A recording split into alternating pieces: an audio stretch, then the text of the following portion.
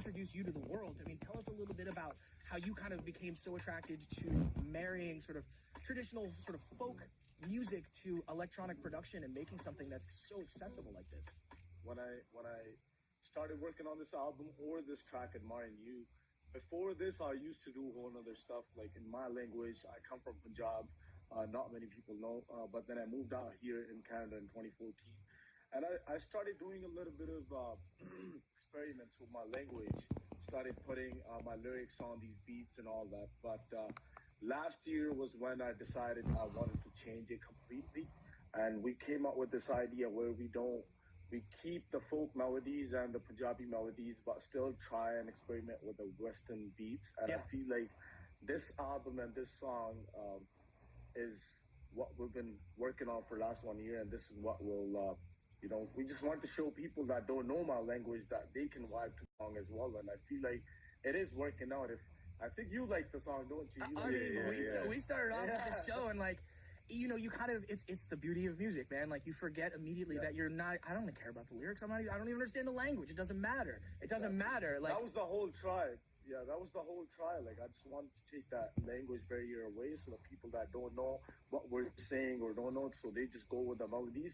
Basically an idea of what Spanish music is, where Spanish music is heading. So we're trying to do the same thing with Punjabi music, and I feel like we're going to get there someday, man, with the help of all you guys. Is it one of those things where, and we had the privilege to be able to speak to a lot of like Hispanic artists who are doing something similar with their music, which you just brought up, and it seems like there's an opportunity to build a bridge with the older generations where they're like, oh, you're actually keeping traditions alive in the music. Have you noticed that? Like people older than you are like, wow, thank you for that. We appreciate you for this.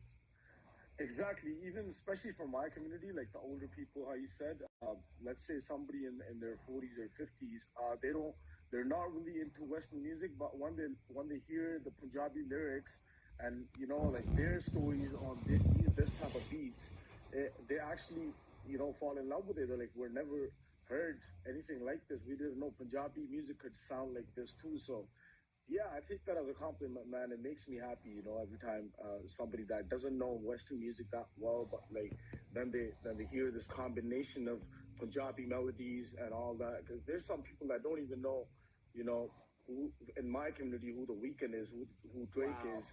Like they don't know their music. So this is what our whole try is like. There's people out there that are doing this music, but there's people like us that speak this language, and we're just trying to combine that so everybody in that community and our community it just doesn't sound weird to anybody. That's what we'll try. No, it doesn't. It sounds fantastic is what it is. I mean, and going back to the lyrics, I mean, if you could just give us a top line summary of like what is the sort of like, narrative theme of the track. I mean, because, like you said, there's a lot of people that don't necessarily speak the language or understand it, but I mean, the vibe is there.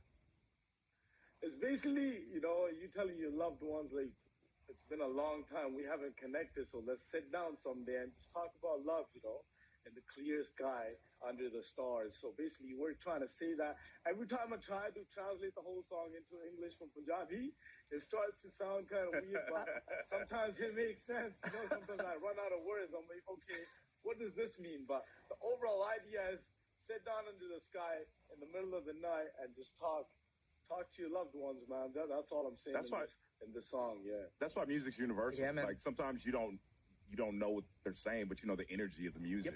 And something like that we all understand that. For generations, young, old, whatever color you are, whatever religion, like get together, sit under the stars. It's beautiful. Yeah, man. Karun, you're currently calling Toronto home, is that right? I'm in Vancouver. Yeah. I love Vancouver. Oh my God. Yes. I'm from Seattle. And as soon as we turn 19, we are driving to Vancouver and going, what's that street y'all got? That like super cracking street, everybody kicking on what is it? Yes. Love Vancouver. I mean, but I think Vancouver has a very similar energy to Toronto, where it's very sort of welcoming of an international sound. Have you found that to be the case? Have you found to be sort of supported and adopted and kind of embraced by the local scene? Yeah, it's pretty big here. Even the Punjabi scene is getting big here, but I feel like Toronto has more opportunities for people like me. A lot more people to meet, a lot more places to go to. But for sure, man, this is where I came from, India, and this city gave me a lot. And I am who I am because of Vancouver, actually, because I went to school here. I started meeting people. But also then I started coming to Toronto, and that's where I met all the producers, and that's where I started going to studios. And it's just a lot more studios, a lot more happening in Toronto. But yeah, I love Vancouver. I live out here. It's really peaceful.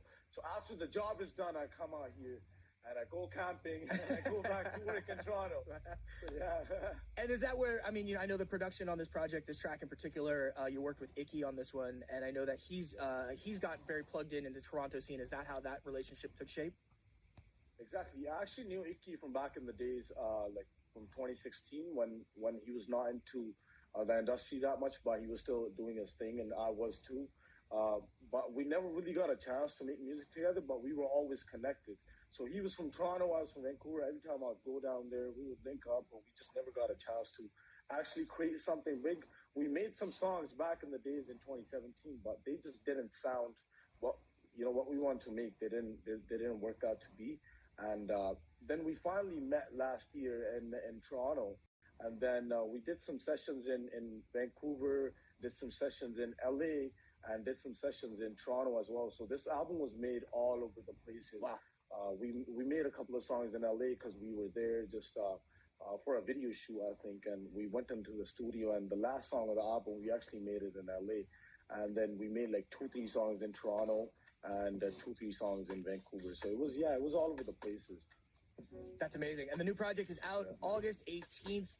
Making Memories. Right. That is fantastic. And I mean, if this is any indication as to what the entire project is going to look and feel like, you got a big year ahead of you, my man. Thank you very much for taking a couple minutes out of your day. We really appreciate it. We're going to press play on this thing one more time. Thank you again, man. Best of luck with everything. Thank you.